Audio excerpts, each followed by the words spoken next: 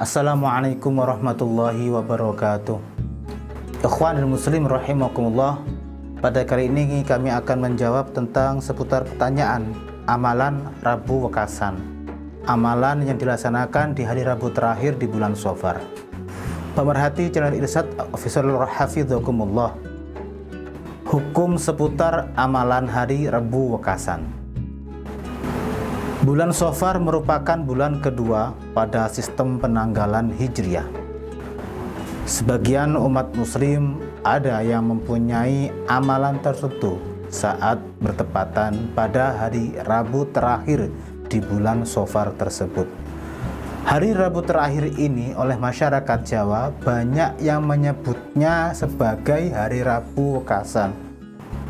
Menurut sebagian ulama, dalam setiap tahun pada hari Rabu terakhir bulan Shafar, Allah Subhanahu wa Ta'ala menurunkan 320.000 macam bala. Oleh karena itu, sebagian umat Islam di Indonesia mempunyai amalan yang menjadi tradisi pada hari tersebut. Masyarakat mengamalkan amalan tersebut dengan berharap kepada Allah Subhanahu wa Ta'ala untuk menyelamatkan berbagai macam malapetaka yang akan terjadi pada hari tersebut dan hari-hari setelahnya.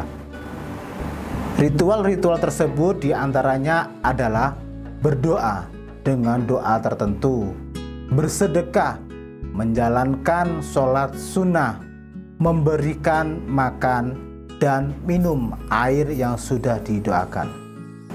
Sahabat muslim, ada dua hal yang perlu kita kaji dalam masalah Rabu Wekasan ini, yaitu satu, meyakini turunnya bala.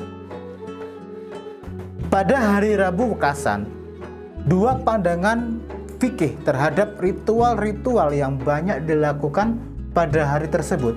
Kita akan mengkaji dua hal tersebut dari sudut pandang akidah Ahlus Sunnah wal Jamaah dan fikih mazhab Syafi'i yang banyak berkembang di bumi Nusantara ini. Yang pertama yaitu meyakini turunnya bala pada hari Rabu Wekasan. Hukum meyakini datangnya malapetaka di akhir bulan Shafar sebagaimana dijelaskan dalam hadis sahih dari Abu Hurairah radhiyallahu anhu. Rasulullah Shallallahu alaihi wasallam bersabda yang artinya, tidak ada penyakit menular, tidak ada kepercayaan datangnya malapetaka di bulan Shafar. Tidak ada kepercayaan bahwa orang mati itu rumahnya menjadi burung yang terbang. Hadis riwayat Al-Bukhari dan Muslim. Menurut Al-Hafidz Ibnu Rajab Al-Hambali, hadis ini merupakan respon dari Nabi Shallallahu alaihi wasallam terhadap tradisi yang berkembang di masa jahiliyah. Ibnu Rajab menulis, maksud hadis di atas yang kami baca tadi, orang-orang jahiliyah meyakini datangnya sial pada bulan Shafar, maka Nabi Muhammad SAW membatalkan hal tersebut. Pendapat ini disampaikan oleh Abu Dawud dari Muhammad bin Rashid al-Masyhur dari orang yang mendengarnya sebagai orang-orang yang meyakini datangnya sial pada bulan Shafar dan terkadang melarang bepergian pada bulan tersebut. Tentu pandangan ini kurang tepat. Hadis ini secara implisit juga menegaskan bahwa bulan Shafar sama seperti bulan-bulan lainnya. Bulan tidak memiliki kehendak sendiri. Ia berjalan sesuai dengan kehendak Allah Subhanahu wa Ta'ala. Lalu kami mengutip dari Muktamar NU yang ketiga juga pernah menjawab hukum berkeyakinan terhadap hari Naas. Misalnya hari ketiga atau hari keempat pada tiap-tiap bulan.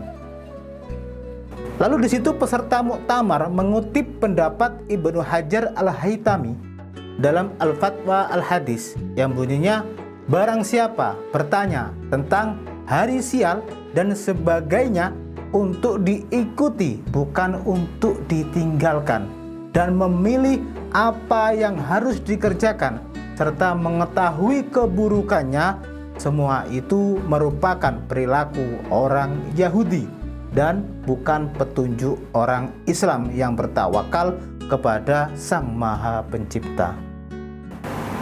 Apa yang diikuti tentang hari-hari naas dari sahabat Ali karamallahu wajhah adalah batil dan dusta, serta tidak ada dasarnya sama sekali.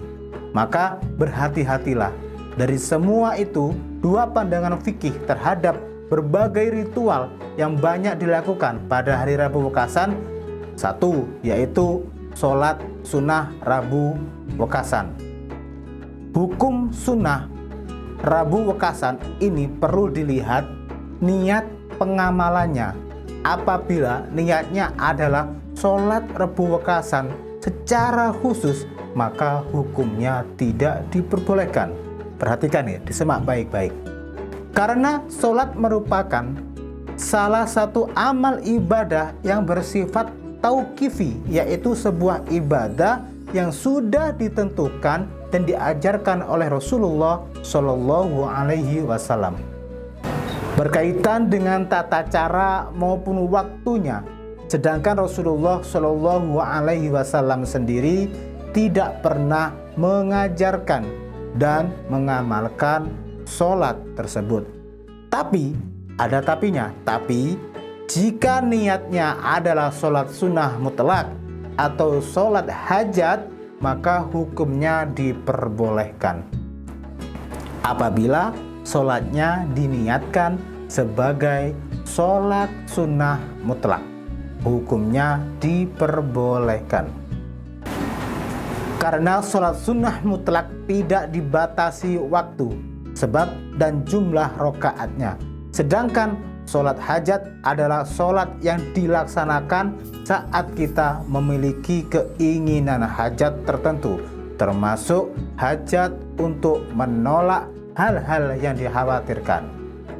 Lalu yang kedua yaitu berdoa dengan doa-doa khusus. Agama Islam mengajarkan kita untuk memperbanyak doa kepada Allah Azza wa Jalla. Dari malapetaka termasuk sesuatu yang dianjurkan tanpa waktu khusus, dengan tidak mengkhususkan pada hari-hari Rabu terakhir pada bulan Shofar. Namun harus kita lakukan setiap saat. Lalu yang ketiga yaitu minum air doa. Meminum air yang sudah didoakan bukan hanya ritual yang dilakukan pada hari Rabu Wekasan. Kegiatan ini juga biasa dilakukan oleh sebagian umat Islam di waktu yang lain, khususnya sebagai media pengobatan alternatif. Lalu, hukum meminum air ini adalah sunnah karena diajarkan oleh Rasulullah Shallallahu Alaihi Wasallam kepada para sahabat-sahabatnya, sebagaimana yang diceritakan oleh Sayyidatina Aisyah radhiyallahu anha, bahwa Rasulullah Shallallahu Alaihi Wasallam menemui Thabit bin Qais ketika ia sedang sakit. Kemudian beliau berdoa yang artinya, "Ya Allah, hilangkanlah penyakit dari Thabit bin Qais, wahai Rob seluruh manusia." Kemudian beliau mengambil debu tanah dari balkon dan memasukkannya ke dalam gelas. Kemudian beliau menyemburkan air itu ke dalamnya, lalu menuangkan kepadanya.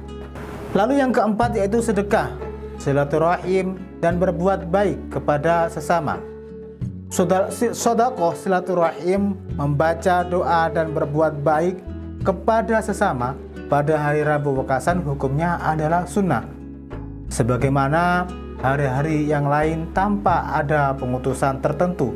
Dengan demikian, menjalankan amal ibadah pada hari Rabu Wekasan kesunahannya sama dengan hari lainnya. Sahabat rahimakumullah, penjelasan dari kami semoga bermanfaat dan membawa kebaikan kepada ikhwanil muslim rahimakumullah dimanapun Anda berada. Pada poinnya, dalam amalan-amalan Rabu Wekasan adalah sama halnya dengan amalan-amalan yang biasa kita laksanakan setiap harinya. Intinya, apa yang ada dalam niatan kita di dalam hati, mudah-mudahan selalu diridhoi Allah Subhanahu wa taala. Akhiran wabillahi taufiq wal hidayah. Assalamualaikum warahmatullahi wabarakatuh.